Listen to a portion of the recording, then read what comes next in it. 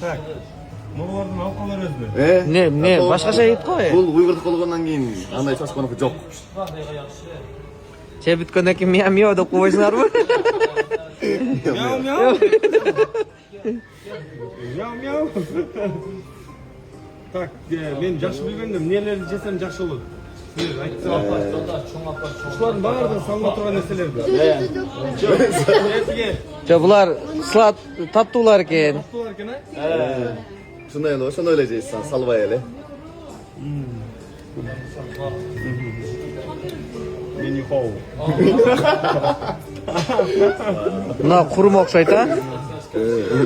Ал мемесі. Меме. Nima? Қараңғы жесең.